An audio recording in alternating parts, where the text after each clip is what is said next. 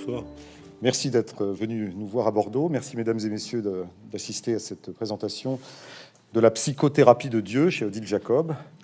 Vaste sujet, une psychothérapie, et donc un patient très important, un patient considérable, un patient invisible, mais un patient présent, très présent. Boris Cyrulnik, vous n'aviez jamais parlé, vous n'aviez jamais fait la psychothérapie de Dieu, ni même tenté de la faire, même si vos patients, d'après ce que je sais, lors de vos nombreuses consultations, donc de consultations dans votre carrière, beaucoup de vos patients vous ont parlé de Dieu, mais je crois que vous ne saviez pas toujours vous adresser à eux sur ce sujet. C'était un peu un sujet délicat. C'était pas un sujet délicat, c'était pas un sujet. Puisque en psychiatrie, en psychologie, on nous apprenait des tas de choses, sauf que beaucoup de gens se font aider par Dieu. Alors nous, comme on avait un diplôme faisant croire qu'on était les seuls à pouvoir aider, vous pensez bien qu'on considérait Dieu comme un concurrent.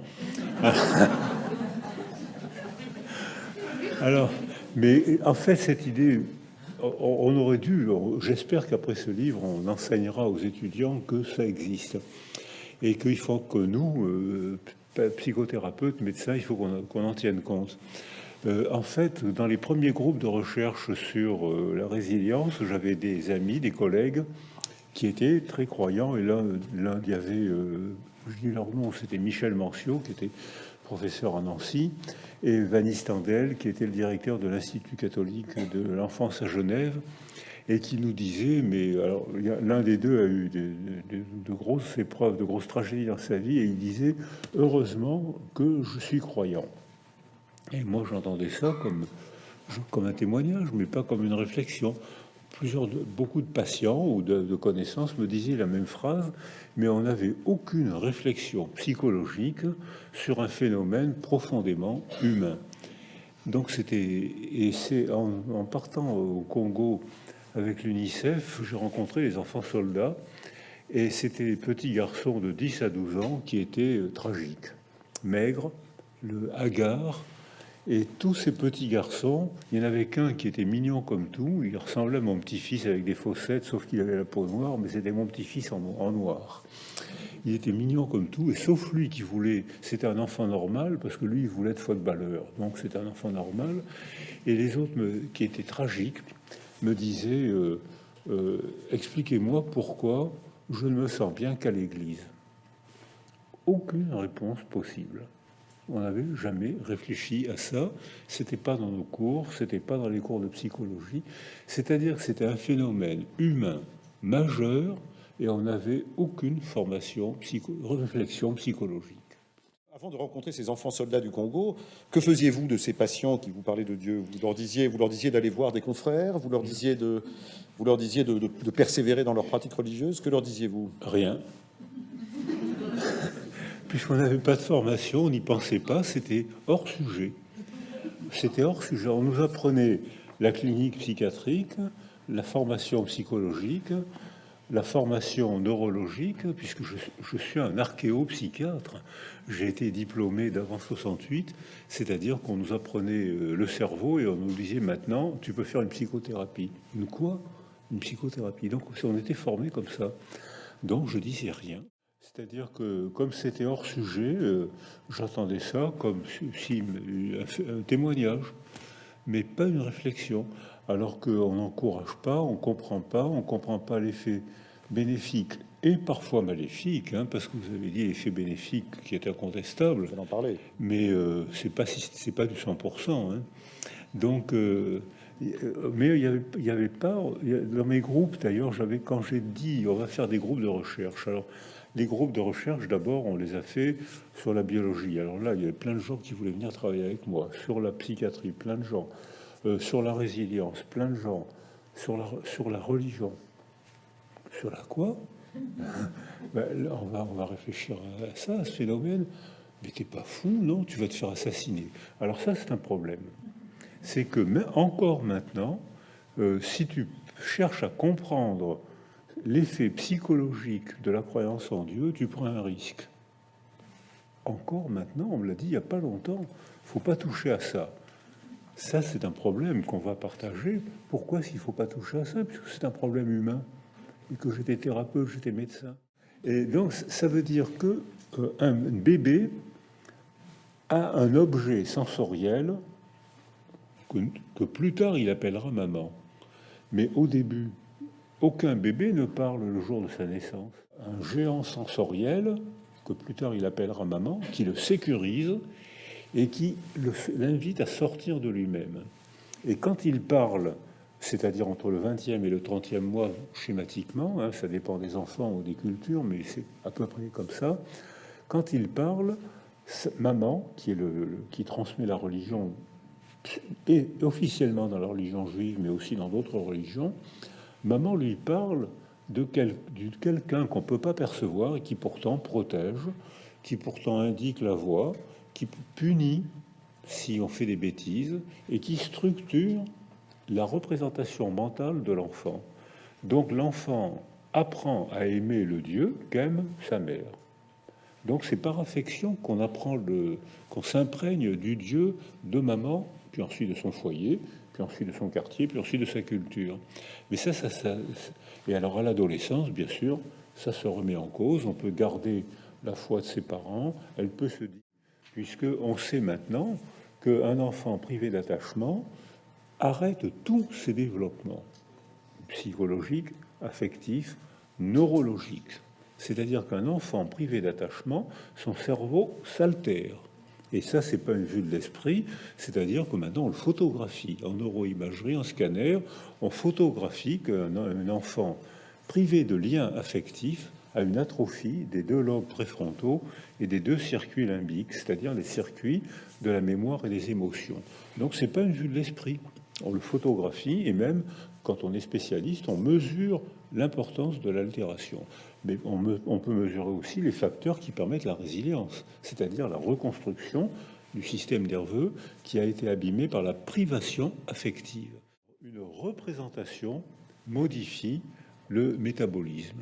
Si je vous insulte, je fais une représentation verbale. Et vous allez pâlir de colère, votre tension va monter parce que la représentation verbale de mes mots vont vous choquer et modifier votre métabolisme. Si je vous fais un compliment, vous allez rougir. C'est-à-dire que... De plaisir. De plaisir, évidemment. C'est-à-dire que c'est une autre représentation qui va provoquer la sécrétion d'autres substances qui vont dilater vos cerveaux, vos vaisseaux, vos joues, vos cerveaux, et qui vont vous faire rougir. Donc c'est une banalité, et ça on l'a tous vécu, ça. Donc on voit qu'une représentation verbale, une représentation agit sur le corps. C'est donc une grande banalité, ça. Mais maintenant, avec la neuroimagerie, on peut le voir à l'intérieur du cerveau, c'est-à-dire que on peut voir comment une représentation modifie la manière dont le cerveau fonctionne. Par exemple, si vous avez il y a eu des expérimentations qui ont été faites essentiellement par Eleanor Maguire à Londres et par Mario Beauregard à Montréal, qui sont tous les deux spécialistes en neuroimagerie. Et le dispositif d'observation est très simple. Monsieur, madame, vous croyez en Dieu? Oui. Est-ce que vous voulez mettre votre tête, votre corps dans cette casserole? La casserole, c'est un énorme truc qu'on appelle un scanner, une résonance magnétique nucléaire, un truc énorme. J'en ai passé un. Ça fait un peu de bruit, mais c'est pas toxique, c'est pas dangereux. Et puis, monsieur, madame, vous êtes croyant, mais installez-vous dans la casserole. Monsieur, madame, vous n'êtes pas croyant, installez-vous dans cette autre casserole. Vous avez eu des moments difficiles dans votre vie. Oh oui, j'ai été collé au bac, j'ai beaucoup souffert. Racontez-moi, dans ma famille, mon père était furieux, ma mère était honteuse. Et quand les gens racontent un souvenir triste, alors là, c'est le bac, il y a des souvenirs plus tristes dans la vie, hein. Mais bon, c'est l'exemple. On voit qu'à la base du cerveau, il y a une amande de neurones qu'on appelle l'amygdale rhinencéphalique, qui est le socle neurologique des émotions intenses, de colère, de frayeur, d'angoisse intense. Et on le sait parce que quand il y a des tumeurs ou des accidents, les gens ne peuvent plus contrôler leurs émotions. Et là, on voit que quand l'évocation d'un souvenir douloureux augmente la consommation de sucre dans ces neurones-là, ça dégage de la chaleur, un ordinateur le capte et le traduit en couleur rouge, et on voit les deux amandes passer au rouge quand les gens évoquent un souvenir triste ou douloureux. Ah bon, vous êtes croyant? Oui. Est-ce que vous voulez faire une prière comme vous le faites régulièrement puisque vous êtes croyant? Alors les gens, ils sont toujours la tête dans la casserole et ils se mettent à prier. Alors s'ils sont chrétiens, ils se mettent à prier. On voit presque instantanément l'amande des émotions intenses se calmer, le rouge s'éteindre, et les deux circuits des neurones des émotions et de la mémoire consommer de l'énergie, c'est-à-dire que les gens, en langage psychologique, on dirait, ces gens-là, des croyants, dès qu'ils se mettent à prier, régulent leurs émotions. Leurs émotions insupportables, douloureuses, angoisse, colère, haine, dès qu'ils se mettent à prier, hop, ils se mettent à les réguler. Et s'ils prient régulièrement, ça finit même par modifier la structure cérébrale, puisqu'on voit que les neurones de ces deux circuits limbiques s'hypertrophient. Monsieur, madame, vous n'êtes pas croyant? Oh ben non, alors la phrase que j'ai souvent entendue, j'ai été élevé chez les bons pères, alors maintenant, ne me parlez plus de religion. C'est une phrase que j'ai souvent entendue. Il y a beaucoup de gens qui le savent. Il y a beaucoup de gens qui l'ont prononcé, cette phrase, dans la salle. Avouez. Donc, vous n'êtes pas croyant, vous n'êtes plus croyant. Est-ce que vous voulez bien? Alors, les gens mettent la tête dans la résonance magnétique. Quand vous étiez enfant, vous étiez élevé chez les bons pères, oui. Vous rappelez les prières? Ben oui. Alors, est-ce que vous voulez faire une prière? Ils font une prière. Le cerveau s'en fout éperdument. Il réagit pas. S'il n'y a pas d'émotion, il il réagit pas. On a photographié, on a la preuve que une représentation, la prière, alors la prière, c'est devenu tellement automatique que finalement les gens n'ont même plus la sensation d'une représentation de mots. Ils accèdent directement à une sensation de Dieu. Ils sont en communication, comme ils le disent eux-mêmes, en communication avec Dieu. Et nous, on voit avec nos machines, on voit qu'ils sont en communication avec Dieu, puisqu'ils reprennent possession de leur monde intime, ils se remettent à réguler leurs émotions, alors que le non-croyant, il peut réciter ce qu'il veut, ça n'a aucun effet. Pour celui qui cherche l'existence de Dieu, mais là, moi, je réponds pas, je me suis même pas posé la question. C'est-à-dire que c'est un livre sur l'effet psychologique de la croyance en un Dieu. Mais je me prononce pas sur il existe, il n'existe pas.